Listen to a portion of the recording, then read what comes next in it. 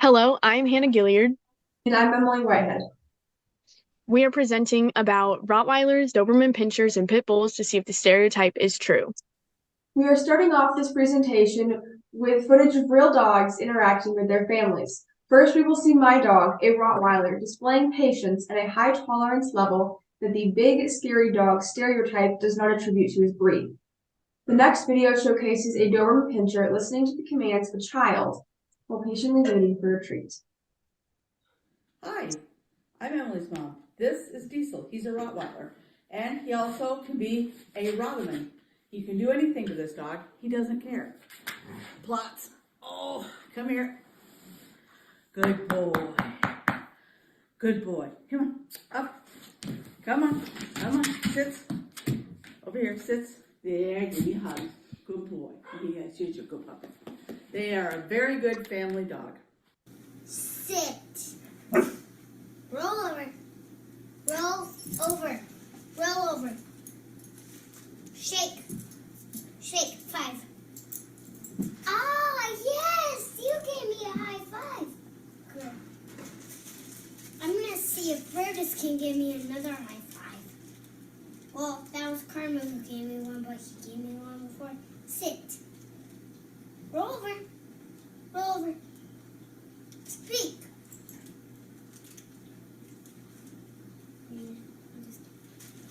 Okay.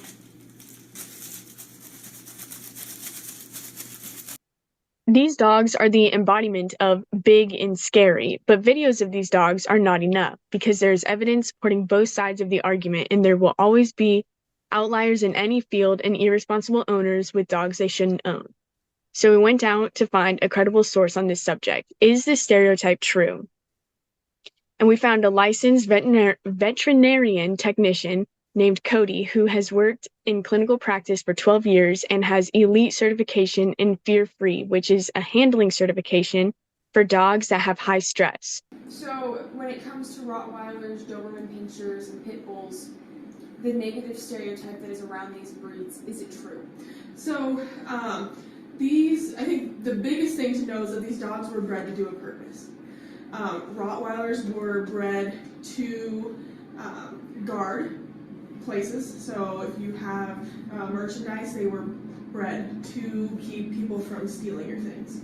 Doberman Pinschers were bred to be bounty hunters. So people who hunted bounty bred these dogs to take with them to hunt people down. And pit bulls were bred for the fighting ring. And so any breed of dog, we have to take into consideration what they were bred for because that's how their brain is wired to work. So if you take a healer, for example, you can't put it in a group of children who are running around and expect it not to hurt them because that's what its brain is made to do. So these dogs are made to do these things, and it's not that we can't train them out of it, but they're hardwired in that direction. So we can't think that we're going to have a Rottweiler and somebody's going to knock on the door and they're not going to stop them at the door because that's what their brain is made to do. So they're not necessarily aggressive, but they're definitely bred to do a job.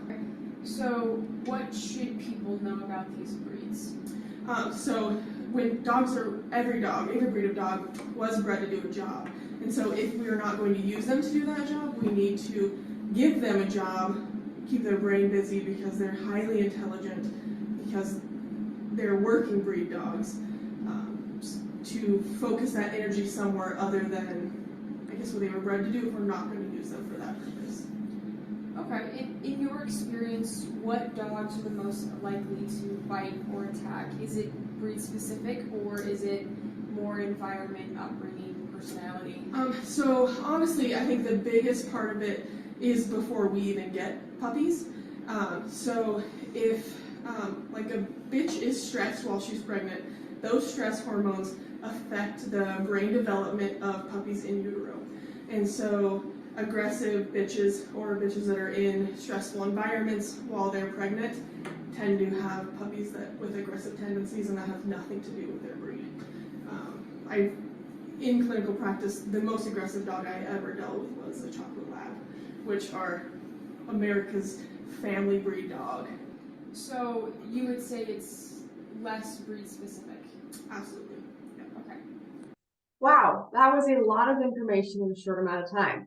A good point that was brought up by Cody is that before we get a dog, we need to do our research on what the breed was bred for and make sure we are raising them in an environment that is conducive to what they were bred for. And if the environment isn't, we need to give them a job. I agree. We also see that the environment supersedes genetics. According to research, over 80% of pit bulls, Rottweilers, and Dobermans pass the temperament test, whereas small dog breeds, like wiener dogs, only pass 74% of the time. Yes, and so many people miss this. Genetics do not determine if a dog will be aggressive. We can look at it this way. If genetics loads the gun, the dog's personality aims it, and their experiences pull the trigger. If the dog has a good-natured personality and grew up in a safe and loving and conducive environment, the genetics will never make the dog aggressive. The dog's personality, and more importantly, the dog's environment, supersede its genetics. So what are the big takeaways? Environment supersedes genetics and determines a dog's disposition. Right. We need to focus on who is owning these dogs. Dogs of any breed, raised in a good environment by people who have researched the breed and know what they are getting into, make for good dogs. Just like with us, when children are raised in healthy and caring environments by parents who love them and raise them right, the children become productive and kind adults. Now, of course, we all have outliers in both these situations, but we cannot overgeneralize these outliers, having them speak for the entirety of their respective populations. Just like with us, dogs, when raised right, make for great companions and friends.